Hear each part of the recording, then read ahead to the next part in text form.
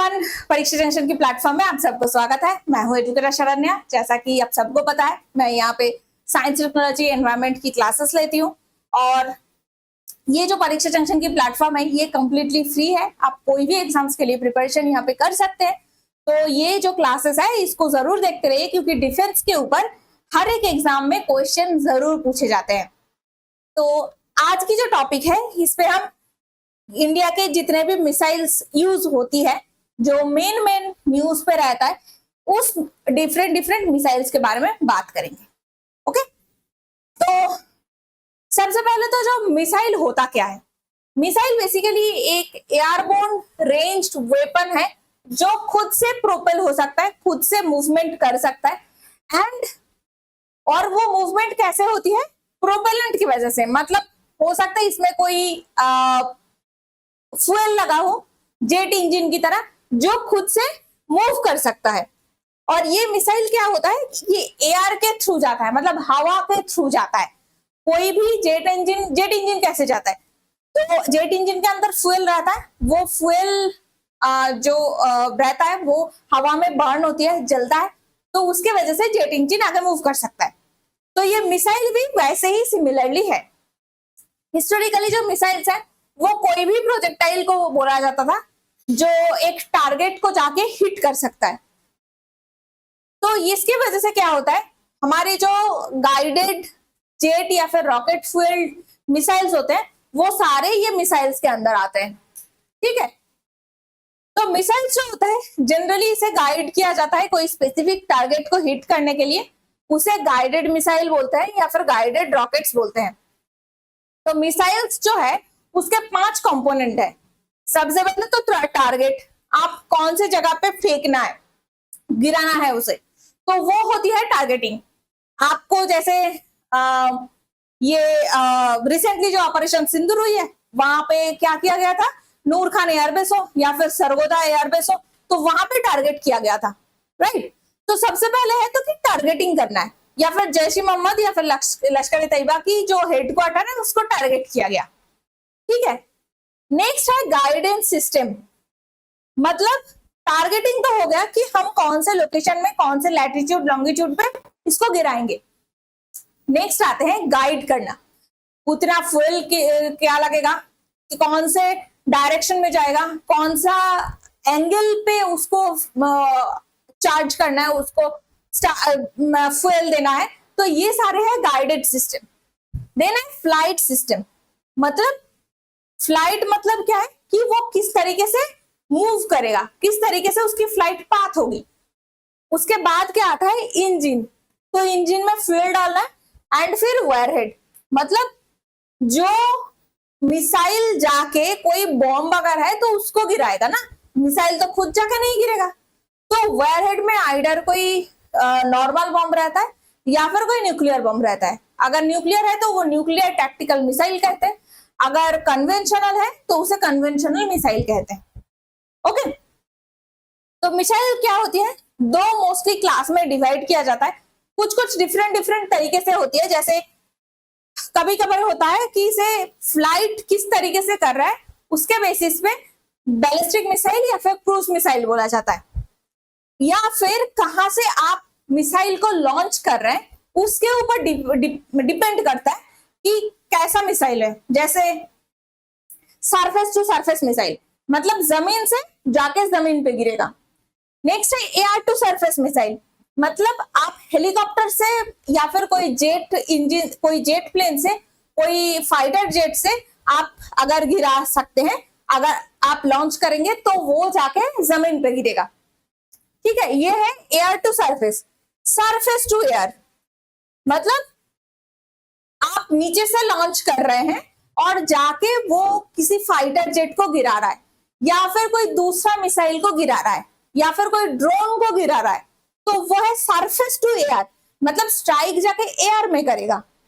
ठीक है, नेक्स्ट है एयर टू एयर मिसाइल, मतलब जो मिसाइल्स आप हेलीकॉप्टर से या फिर फाइटर जेट से लॉन्च कर रहा है दूसरे फाइटर जेट को गिराने के लिए, तो वो है एयर टू एयर मिसाइल। तो surface to air, surface to surface missile, surface to air missile, air to surface missile, air to air missile. Okay, हम डिवाइड करते हैं मिसाइल्स को, बैलिस्टिक मिसाइल और क्रूज मिसाइल। तो बैलिस्टिक मिसाइल्स क्या होती है, बैलिस्टिक ट्रैजेक्टरी को फॉलो करता है टू डिलीवर वन और more warheads on a predetermined target. तो जो टारगेट पहले से डिटरमाइन कर रखा है, सोच रखा है, उस टारगेट पे दो, एक या फिर उससे ज्यादा जाके मिसाइल गिरा सकता है, बट वो बैलिस्टिक ट्रैजेक्टरी फॉलो करता है। तो बैलिस्टिक ट्रैजेक्टरी किसे कहते हैं, आप अगर यहां से लॉन्च कर रहे हैं तो वो एटमॉस्फेयर के बाहर जाके फिर एटमॉस्फेयर के अंदर आता है, फिर जाके टारगेट पे गिरता है। तो अगर उसका फ्लाइट पाथ इस तरीके का है तो इसे बैलिस्टिक पाथवे बोलते हैं, तो इसे बैलिस्टिक ट्रैजेक्टरी कहा जाता है। तो ये जो है ट्रैजेक्टरी में क्या क्या रहता है, इनिशियल एक वेलोसिटी रहता है, पहले की एक वेलोसिटी के साथ इसे गिराया जाता है। देन ग्रेविटी का इफेक्ट, क्योंकि ये एटमॉस्फेयर से बाहर जा रहा है तो ऑब्वियसली अर्थ की जो ग्रेविटी है वो ग्रेविटी इसके ऊपर काम करेगा। तो अर्थ की इफेक्ट, ग्रेविटी की इफेक्ट, एयर रेजिस्टेंस, क्योंकि एटमॉस्फेयर में जा रहा है तो एयर की रेजिस्टेंस काम करेगा, and motion of the earth that is Coriolis force. ये सब कुछ उस मिसाइल के ऊपर काम करता है। तो कौन कौन से फोर्सेस है, एक है initial velocity, effect of gravity, air की रेजिस्टेंस एंड कोरियोलिस फोर्स। तो ये सब कुछ इस बैलिस्टिक मिसाइल के ट्रैजेक्टरी के ऊपर काम करता है। ओके, तो जो शॉर्टर रेंज बैलिस्टिक मिसाइल्स होते हैं वो मोस्टली अर्थ के एटमॉस्फेयर में ही रहता है। अदरवाइज जो मिसाइल्स है बैलिस्टिक मिसाइल्स वो एटमॉस्फेयर के बाहर जाके फिर री एंट्री करते हैं। तो लॉन्ग रेंज जो इंटरकॉन्टिनेंटल बैलिस्टिक मिसाइल्स होते हैं वो एक सब ऑर्बिटल फ्लाइट ट्रैजेक्टरी पे लॉन्च होती है। मतलब ये फ्लाइट जिस तरीके से मूव करता है वैसे ही इसकी ट्रैजेक्टरी होती है जो इंटरकॉन्टिनेंटल बैलिस्टिक मिसाइल है। तो इंटरकॉन्टिनेंटल मतलब ये सिर्फ एशिया में नहीं, मतलब हमारे आसपास के एरिया में नहीं, हमारे जो पड़ोसी मुल्क है उसको छोड़ के भी दूर कंटिनेंट पे जाके गिरा सकते हैं। जैसे हमारी अग्नि 5 है, उसकी बैलिस्टिक मिसाइल की रेंज 5000 किलोमीटर अभी का है। मतलब उसे जब टेस्ट किया गया था तो 5000 किलोमीटर दूर जाके ये गिर सकता है, बट एक्चुअल में कहा नहीं जाता है। स्टिल जो मिसाइल्स की रेंज होती है वो रेंज से भी ज्यादा दूर जा सकते हैं। तो हो सकता है कि उसकी 6000 किलोमीटर तक जा सकते हैं, 7000 किलोमीटर तक जा सकते हैं, बट अभी तक जो टेस्टेड हुई थी उसमें अग्नि 5 की 5000 किलोमीटर तक की रेंज थी। तो बैलिस्टिक मिसाइल रेंज के ऊपर कैसे बेस्ड करके होते हैं, शॉर्ट रेंज इसे टैक्टिकल बैलिस्टिक मिसाइल कहते हैं, मीडियम रेंज थिएटर मिसाइल कहते हैं इसे, MRBM। तो शॉर्ट रेंज का होता है 300 किलोमीटर से 1000 किलोमीटर तक का। मीडियम रेंज का क्या होती है, ये 1000 से 3500 मीटर तक का। इंटरमीडिएट या फिर लॉन्ग रेंज बैलिस्टिक मिसाइल का क्या होती है, 3500 किलोमीटर से 5500 किलोमीटर तक का। और इंटरकॉन्टिनेंटल बैलिस्टिक मिसाइल का 5500 किलोमीटर तक। तो मैंने क्या कहा कि अग्नि 5 का क्या था, 5000 के ऊपर इसका रेंज था जब टेस्टिंग किया गया था। एक्चुअल रेंज उससे भी ज्यादा हो सकता है। ओके, तो बैलिस्टिक मिसाइल का 4 ऐसे डिवीजन रहता है। शॉर्ट रेंज जिसे टैक्टिकल कहते हैं, मीडियम रेंज मतलब थिएटर कहते हैं, इंटरमीडिएट इसे लॉन्ग रेंज भी कहा जाता है, and intercontinental ballistic missile. Okay, next आते हैं क्रूज मिसाइल। तो क्रूज मिसाइल एक गाइडेड मिसाइल है, मतलब टारगेट पहले से सेट होती है, but used against terrestrial targets. मतलब हमारे सरफेस के आसपास, जमीन के आसपास अगर कोई टारगेट है, बहुत दूर जा सकते हैं, तो उसे क्रूज मिसाइल कहते हैं। तो इसका बैलिस्टिक पाथवे नहीं होता, ये क्रूज मतलब क्रूज क्या होती है, क्रूज मतलब जो जहाज चलते हैं, तो जहाज पानी में चलते हैं, तो ये भी जो हमारे एटमॉस्फेयर है उसके अंदर ही मूव करता है। ठीक है, तो it remain in the atmosphere through out it's flight.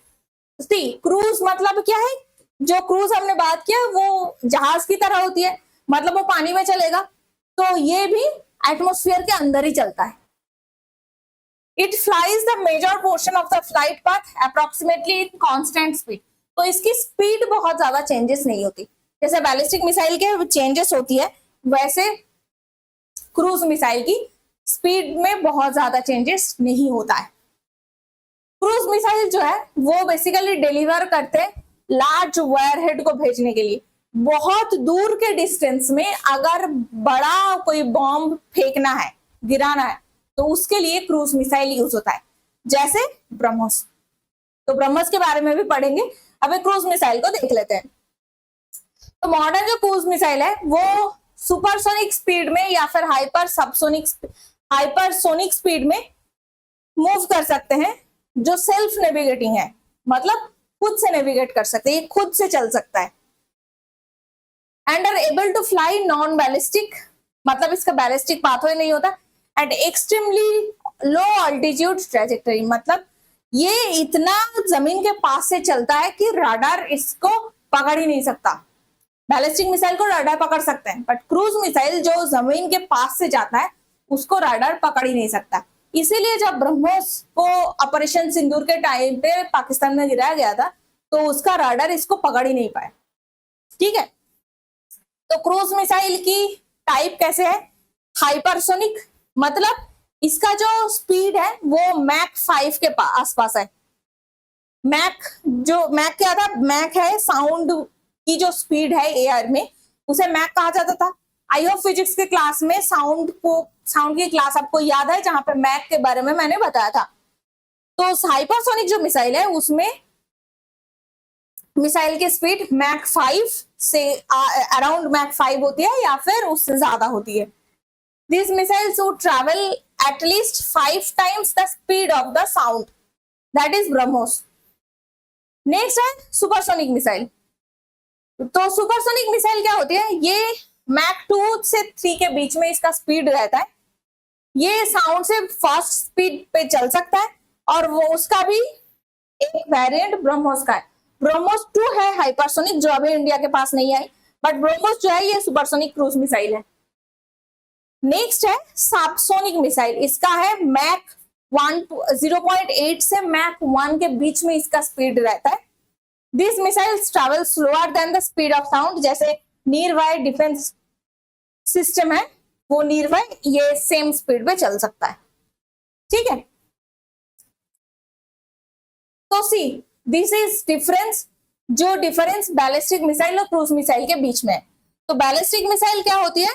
Atmosphere से इसे लॉन्च किया गया, लॉन्च करने के बाद ये राडार से डिटेक्ट होती है, राडार से जो बैलिस्टिक मिसाइल है डिटेक्ट हो सकता है, फिर ये बैलिस्टिक ट्रैजेक्टरी फॉलो करता है और फिर एटमॉस्फेयर में इसका एंट्री होती है एंड टारगेट पे जाके गिरते हैं।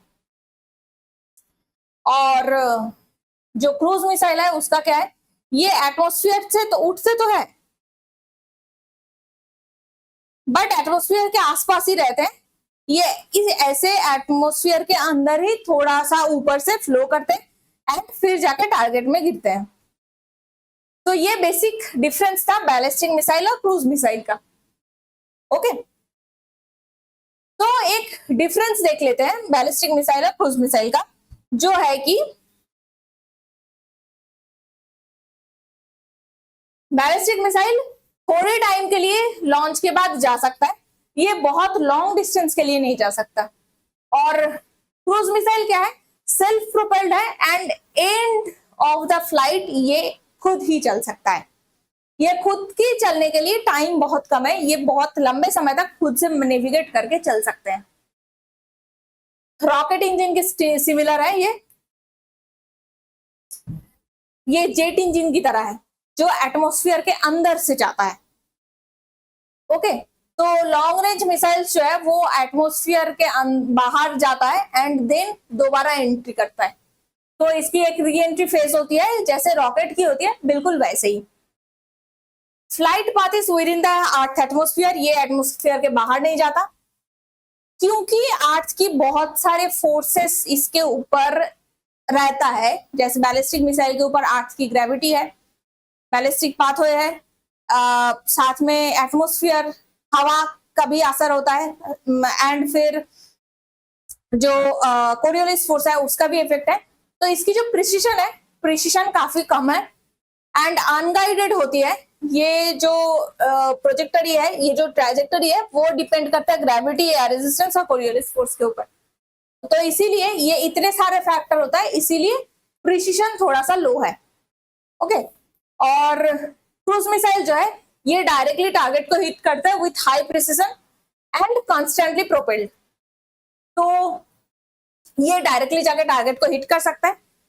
एंड जो बैलिस्टिक मिसाइल जो है उसका रेंज बहुत लंबा हो सकता है, 300 किलोमीटर से 12,000 किलोमीटर तक का। जैसे शॉर्ट रेंज है 300 से 1000 किलोमीटर, और जो इंटरकंटिनेंटल है वो 6000 से, जितना बढ़ा सकते हैं उतना बढ़ेगा। तो there is no fuel requirement after the initial trajectory. तो एक बार आपने टारगेट पे लॉन्च कर दिया तो उसके बाद फ्यूल की जरूरत नहीं पड़ता। क्रूज मिसाइल की रेंज स्मॉल होती है, बिलो 500, बट इसको कॉन्स्टेंटली प्रोपेल करने के लिए हाई प्रिसिशन की जरूरत होती है एंड टारगेट पे जाने के लिए कॉन्स्टेंटली इसको फ्यूल की जरूरत पड़ता है।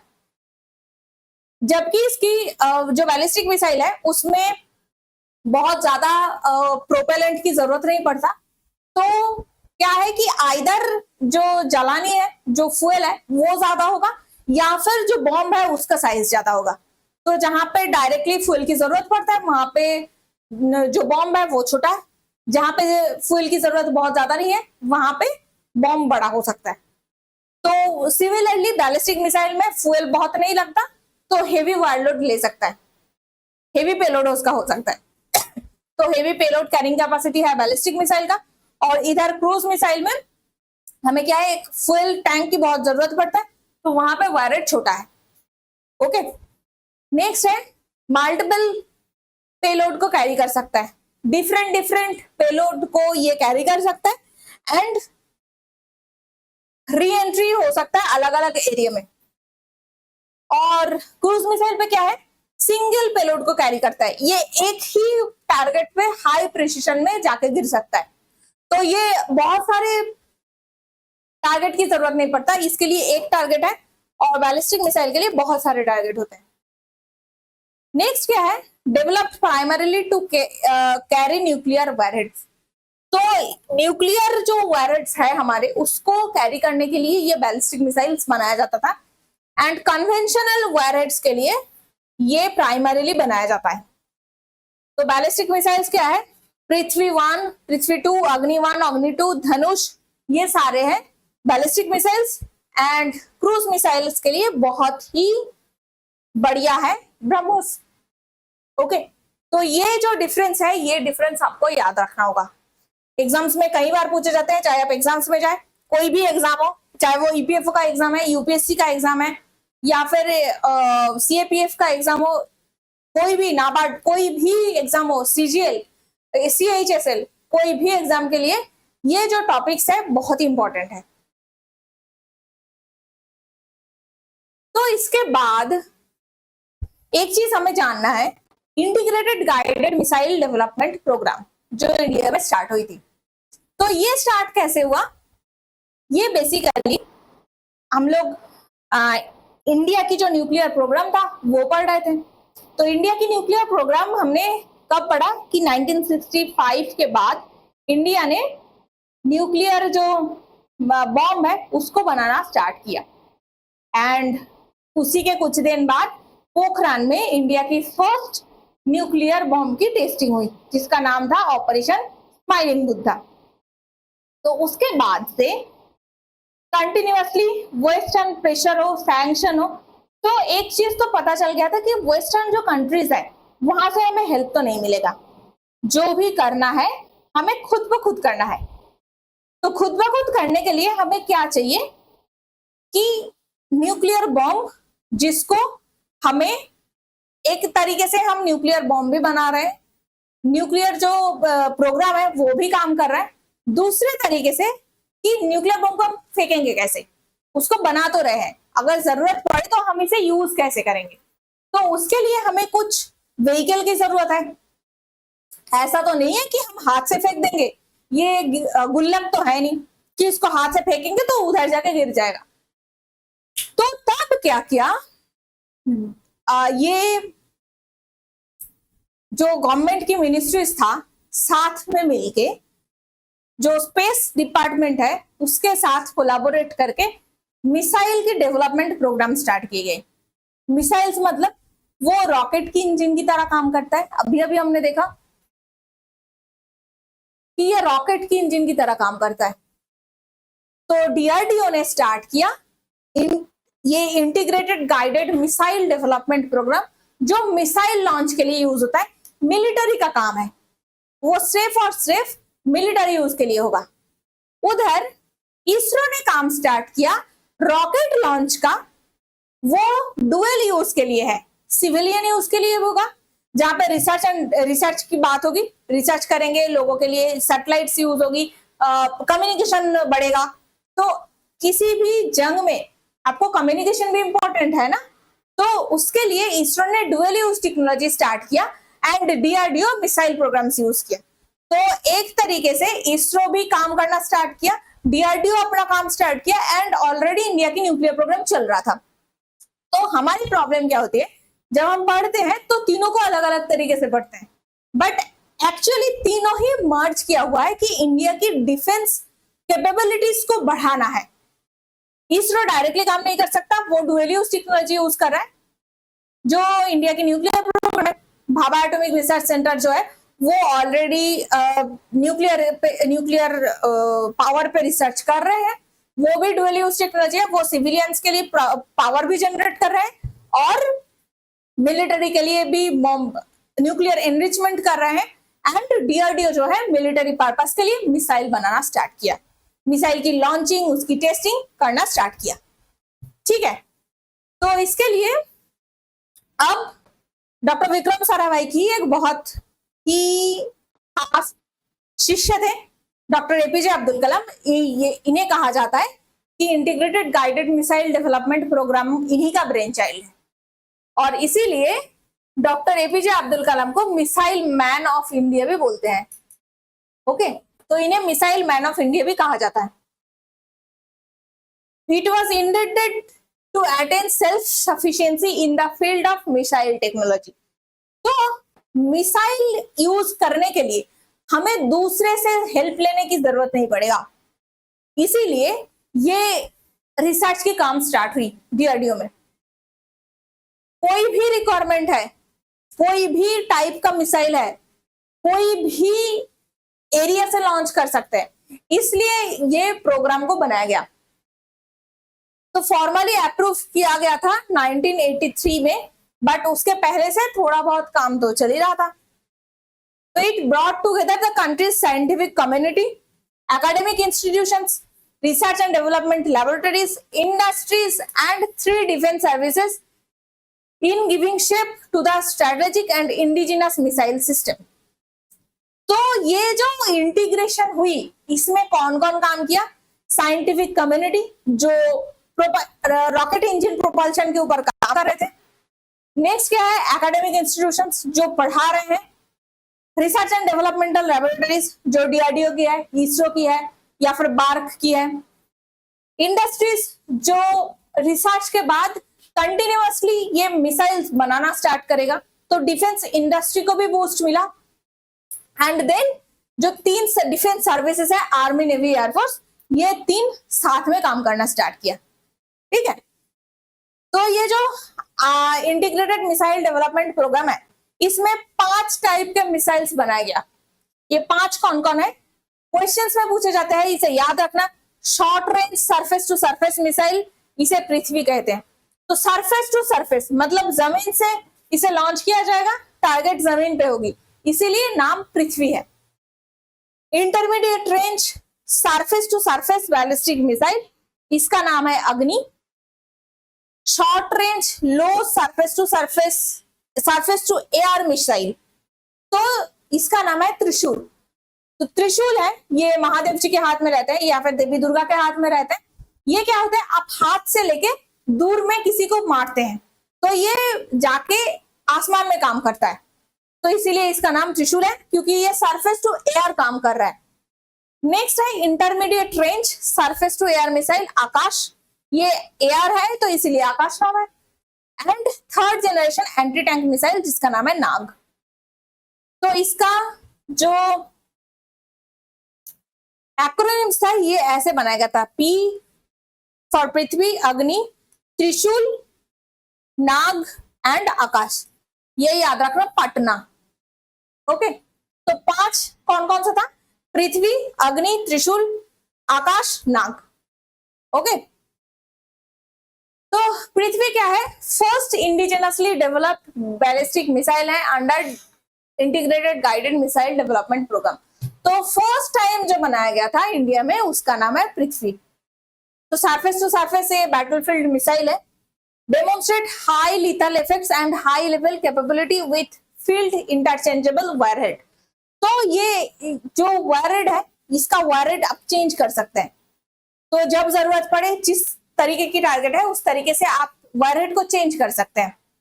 ठीक है, एंड इसका रेंज क्या है? बहुत ही शॉर्ट रेंज है, 150 से 300 किलोमीटर तक का है। ओके, तो ये है पृथ्वी।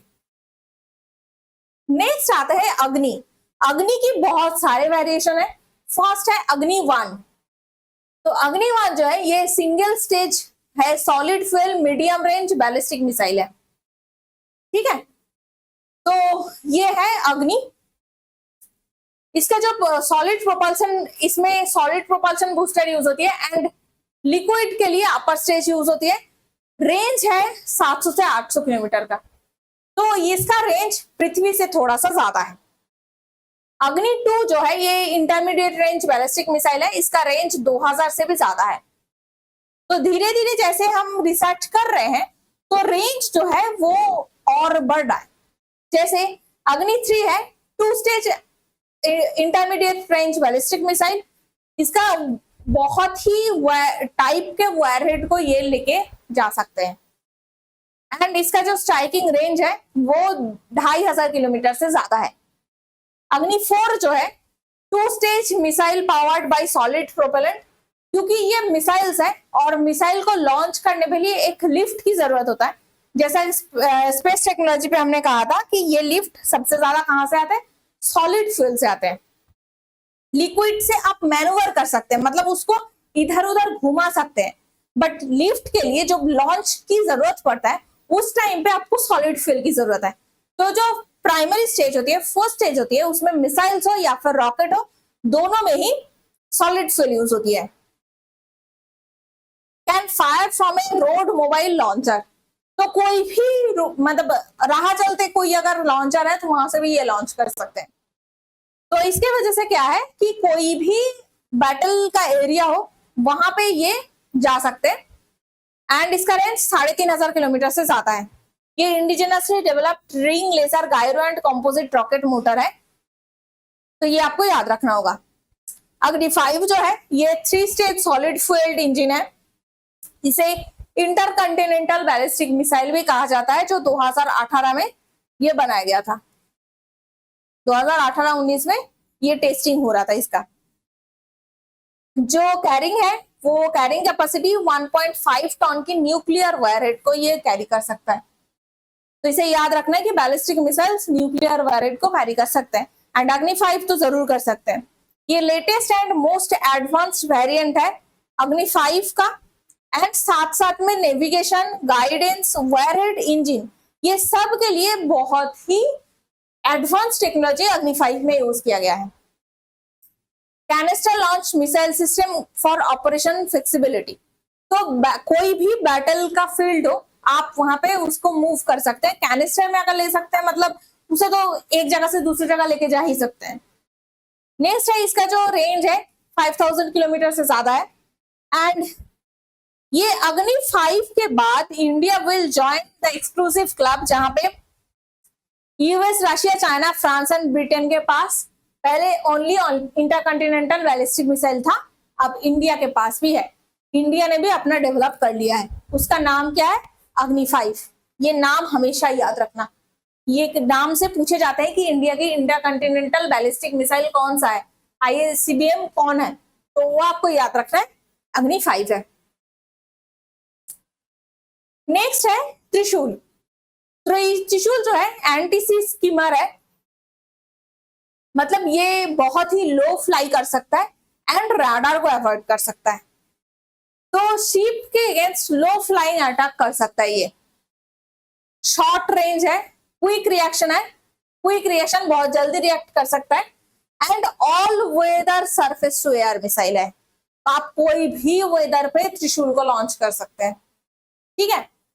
And designed to counter a low level attack, जहां पे बहुत ही कम इम्पैक्ट की अटैक करना है, किसी शिप को अटैक करना है या फिर किसी पोर्ट को अटैक करना है, तो उसमें ये त्रिशूल यूज किया जाता है। ओके, तो it has necessary electronic counter measures against all known aircraft jammers. तो कोई भी एयरक्राफ्ट है जो जैमर यूज कर रहा है उसके अगेंस्ट ये काम कर सकता है। तो अगर कोई एयरक्राफ्ट ने जैमर लगा दिया कि उसके आसपास कोई मिसाइल नहीं आ सकता, तो ये उसे भी भेज सकता है, ठीक है। तो ये आ गया त्रिशूल। अब आते हैं नाग। नाग जो है ये third generation anti tank missile है। तो टैंक के लिए ये यूज हो सकता है, कोई भी टैंक हो तो ये उसको मार सकता है, ये उसको खत्म कर सकता है।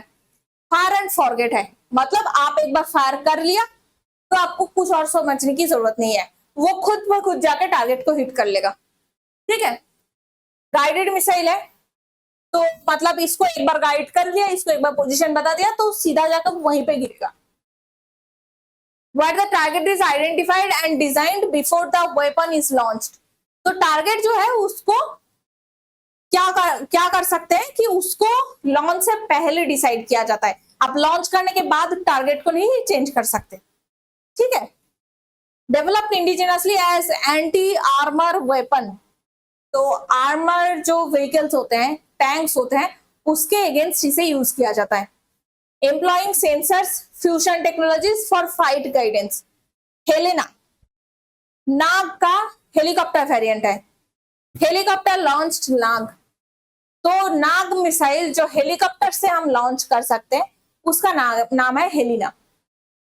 ये एयर टू सरफेस वर्जन है नाग का, जो ध्रुव हेलीकॉप्टर में लगाया जाता है। तो नाम याद रखना, कौन से हेलीकॉप्टर में लगाया गया, ध्रुव जो हेलीकॉप्टर है उसमें ये हेलेना जो नाग की एयर टू सरफेस वेरिएंट है उसको लगाया गया है। नेक्स्ट आते हैं Akash. It has the capability of neutralise aerial targets like fighter jets. तो कोई भी फाइटर जेट है, क्रूज मिसाइल है, एयर टू सरफेस मिसाइल है, ये उसे इंटरसेप्ट कर सकता है। नाम क्या है, Akash. As well as ballistic missile. तो कोई भी एयरबोर्न डिफेंस है, जेट, चाहे वो फाइटर जेट है, चाहे वो सरफेस टू एयर मिसाइल है, या फिर क्रूज मिसाइल है, एयर टू सरफेस मिसाइल है, बैलिस्टिक मिसाइल है, ये उसे इंटरसेप्ट कर सकता है। इसका रेंज मीडियम है, सरफेस टू एयर मिसाइल है, मल्टीपल टारगेट एंगेजमेंट कैपेबिलिटी है। तो ये बहुत सारे टारगेट को एक साथ एंगेज कर सकता है, तो मतलब बहुत सारे वैरिड है, ये बहुत डिफरेंट टारगेट को एक साथ एंगेज कर सकता है। Multiple warheads capable, right. तो ये high energy solid propellant use करते हैं and ram rocket propulsion system है, मतलब जो रॉकेट की तरह प्रोपल्सन है ये उसे यूज करता है। अब आते हैं जो हमारी बहुत ही फेमस है ब्रह्मोस के बारे में। तो ब्रह्मोस का जो नाम है ये दो कंट्री के, दो नदी के नाम पे बनाया गया। एक है हमारी इंडिया का ब्रह्मपुत्र और दूसरा है रशिया का मॉस्कोवा रिवर। तो इंडिया और रशिया की कोलैबोरेशन में ये रिवर के नाम से बनाया गया था ब्रह्मोस मिसाइल। ये सुपरसोनिक क्रूज मिसाइल है जो सबमरीन से, शिप से, एयरक्राफ्ट से, लैंड से, कहीं से भी आप लॉन्च कर सकते हैं, ठीक है। और ये ब्रह्मोस को कहां पे यूज किया गया था, ऑपरेशन सिंदूर में। तो ऑपरेशन सिंदूर में ये ब्रह्मोस को यूज किया गया था। ये 2 स्टेज है, सॉलिड प्रोपेलेंट इंजन है फर्स्ट स्टेज में एंड लिक्विड रैमजेट इंजन है सेकेंड स्टेज पे। और ये एयर टू सरफेस मिसाइल है जिसका फ्लाइट रेंज अराउंड 300 किलोमीटर है, क्योंकि ये क्रूज मिसाइल है। तो क्रूज मिसाइल है, तो क्रूज मिसाइल होने की वजह से इसका जो रेंज है थोड़ा कम है। इंडिया की जो MTCR है, मतलब मिसाइल टेक्नोलॉजी कंट्रोल रेजिम है, वो ये ब्रह्मोस का जो रेंज है इसको बढ़ाने के लिए परमिशन दिया है 450 किलोमीटर से 600 किलोमीटर तक का। बट इंडिया जो है MTCR की सिग्नेटरी नहीं है, इसीलिए इसका अभी रेंज 300 किलोमीटर का है। तो अभी का रेंज 300 है। अगर इंडिया ये MTCR के अंदर आता है तो इसका रेंज 450 से 600 तक का हो जाएगा। मैन्युफैक्चर कहाँ हुई है? ब्रह्मोस एरोस्पेस लिमिटेड, ये एक जॉइंट वेंचर है between defence research and development organisation, मतलब DRDO का, एंड रशिया की मिलिट्री इंडस्ट्रियल कंसोर्टियम MPO माइनस। तो रशिया और इंडिया ये दोनों की कोलैबोरेशन पे बनी है। मल्टी प्लेटफॉर्म क्रूज है, जो सबमरीन से, शिप से, एयरक्राफ्ट से, लैंड से, कोई भी प्लेटफॉर्म से इसे लॉन्च कर सकते हैं। वर्ल्ड्स फर्स्टेस्ट सुपरसोनिक क्रूज मिसाइल है ये। तो ऑलरेडी सुपरसोनिक मतलब ये 2 से 3 मैक के बीच में है, बट इंडिया की वर्ल्ड की फर्स्टेस्ट क्रूज मिसाइल है ये। ब्रह्मोस जो है ये हेवीएस्ट वेपन को डिप्लॉय कर सकता है। कहां से है? Su-30 Mk1 फाइटर एयरक्राफ्ट से इसे इस पे लगाया गया है, जिसका वेट है 2.5 टन। तो ब्रह्मोस को कहां पे लगाया गया है? Su-30 Mk1 फाइटर जेट, ये जो फाइटर एयरक्राफ्ट है इसमें ब्रह्मोस मिसाइल को लगाया गया है इंडिया में। ये फायर एंड फॉरगेट वेपन है, मतलब एक बार आपने टारगेट सेट कर लिया तो और कुछ नहीं करना, बैठे रहो, ये अपना काम खुद कर लेंगे। Requiring no further guidance from the control center once the target has been assigned। तो एक बार टारगेट को आपने लॉक कर लिया तो आप उसके बाद कुछ भी कर सकते हो, खा सकते हो, सो सकते हो, बट स्टिल ये अपना काम कर लेगा। इसके बाद कुछ और वेरिएंट के बारे में हमें जान लेना है। जैसे कि सबसे पहले अस्त्र। अस्त्र जो है beyond visual range air to air missile है, मतलब आप इसे देख नहीं सकते, ये इतना ऊपर से काम करता है। In terms of size and weight, Astra is the smallest missile developed by DRDO। तो स्मॉलेस्ट मिसाइल कौन सा है? अस्त्र, ये याद रखना, ये एग्जाम के लिए इंपॉर्टेंट है। इंडिया के स्मॉलेस्ट मिसाइल कौन सा है? अस्त्र। फर्स्ट इंडिजिनसली डेवलप्ड कौन है? पृथ्वी। सबसे ज्यादा वेरिएशन किसमें है? अग्नि। इंटरबैलिस्टिक कौन सा है? वो अग्नि 5 है। तो ये जो फैक्ट्स है, ये फैक्ट्स आपको एग्जाम के लिए बहुत इंपॉर्टेंट है। पैड, ये है एंटी बैलिस्टिक मिसाइल डेवलपमेंट, जो मतलब दूसरे कंट्री की जो बैलिस्टिक मिसाइल है ये उसको इंटरसेप्ट कर सकता है। Intercept incoming ballistic missiles outside atmosphere, मतलब एटमोस्फियर में एंट्री करने से पहले ही ये इंटरसेप्ट कर देता है, इसका नाम है पैड। नेक्स्ट है नीजर, ये सबसोनिक मिसाइल है विच इज एंसिलरी, मतलब सपोर्ट देता है टू ब्रह्मोस रेंज। तो ब्रह्मोस जो मिसाइल है उसके साथ सपोर्ट करने के लिए ये निर्भय बनाया गया, ठीक है।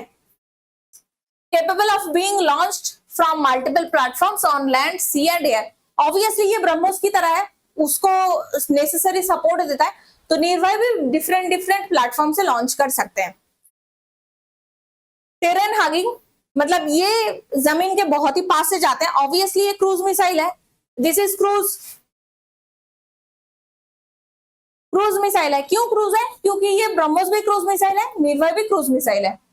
टेरेन हगिंग स्टेल्थ मिसाइल, मतलब राडार को पता नहीं चलता ये आया है। डिलीवरिंग 24 डिफरेंट टाइप्स ऑफ वायरहेड, तो एक लॉन्च पे 24 तरह की वायरहेड को ये लेके जा सकता है। Can reach up to 1000 kilometre. तो ब्रह्मोस का क्या है? अभी 300 पे कैप लगा है, 300 किलोमीटर पे। तो निर्भय क्या है? 1000 किलोमीटर का इसका रेंज है। K-15 सागरिका, ये क्रूशियल मिसाइल है जो इंडिया की न्यूक्लियर डिटरेंट, मतलब submarine launched ballistic missile capability का है। तो सागरिका जो है एक ऐसा बैलिस्टिक मिसाइल जो न्यूक्लियर सबमरीन से हम लॉन्च कर सकते हैं, ठीक है। It was subsequently integrated with India's nuclear powered submarine Aryant and जो आर्यंत क्लास है उसमें ये लगाया गया था। तो इंडिया की जो न्यूक्लियर सबमरीन है कौन कौन सा है? INS Arihant, INS Arighat, INS Aridhaman. तो अरिघाट अरिधमान ये दोनों अभी तक कंप्लीटली कैपेबल नहीं हुई है, क्योंकि ये एक्चुअली इस पे काम चल रहा है, ये असाइन नहीं हुआ है। बट आर्यंत ये असाइंड है, और ये आईएनएस आर्यंत में ही सागरिका को लगाया गया है, जो सबमरीन से लॉन्च हो सकता है बैलिस्टिक मिसाइल। नेक्स्ट है Shaurya, surface to surface ballistic missile, जो K-15 सागरिका की वेरिएंट है। ये भी शौर्य न्यूक्लियर कैपेबल है। इंडिया की सेकेंड स्ट्राइक कैपेबिलिटी है। तो फर्स्ट स्ट्राइक कैपेबिलिटी क्या है? सागरिका। सेकेंड स्ट्राइक कैपेबिलिटी मतलब कोई अगर हमें अटैक करता है तो उसको जो लॉस होगी उस लॉस से वो रिकवर नहीं करेगा, सीधी बात है। इंडिया अपना न्यूक्लियर जो वेपन है वो पहले लॉन्च नहीं करेगा, हमेशा कन्वेंशनल जो बॉम्ब्स होते हैं उसे ही यूज किया जाएगा।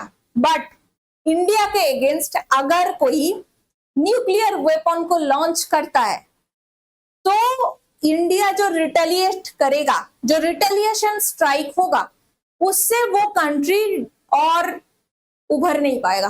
That is India's nuclear doctrine called no first use policy.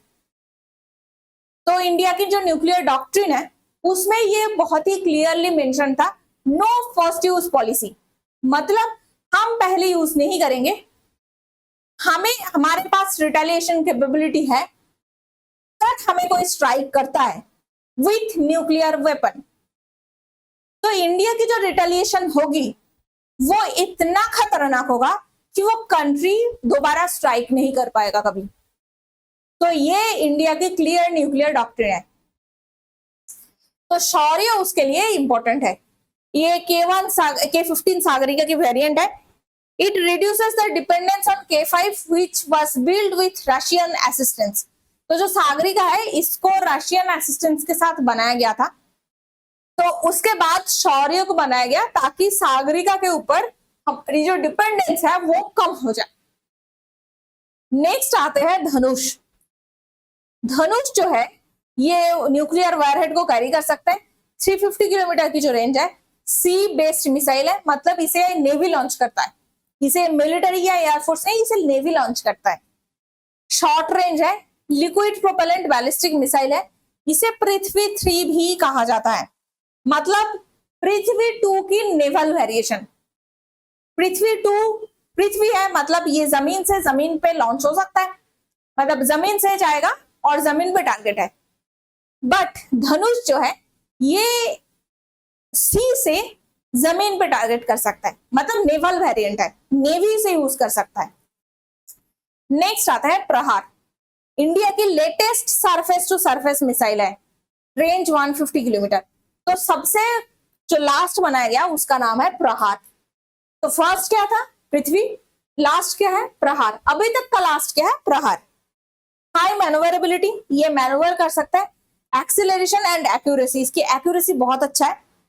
Primary objective is to bridge the gap between unguided Pinaka multi barrel rocket launcher and Prithvi missile variant.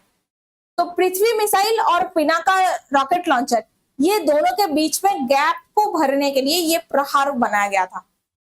Okay, तो ये जो भी वेरिएशन है इसको आपको थोड़ा सा जानना है, खासकर मिसाइल्स की नाम और वो कैसे काम करते हैं, चाहे वो क्रूज मिसाइल है कि बैलिस्टिक मिसाइल है, ये बहुत इंपॉर्टेंट है जानना।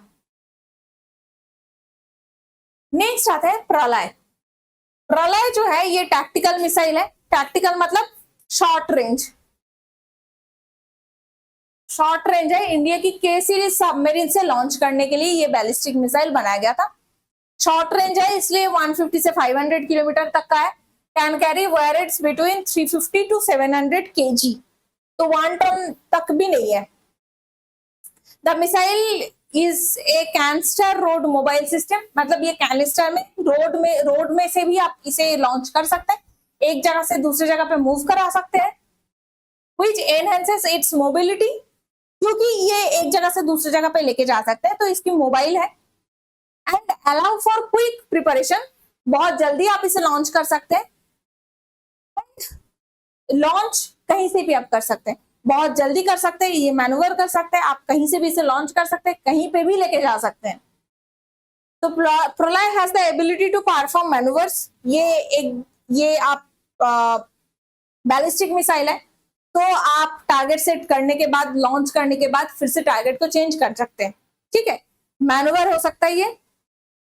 एंड क्वासी बैलिस्टिक ट्रैजेक्टरी को फॉलो करता है, maintain high speed making it difficult for enemy missile defence system to intercept.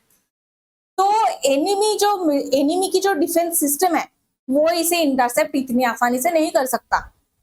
Okay, तो इंडियन डिफेंस मिनिस्ट्री से क्लासिफाई करता है conventional surface to surface missile, मतलब ये न्यूक्लियर मिसाइल नहीं है, ये कन्वेंशनल वैरहेड को कैरी करता है।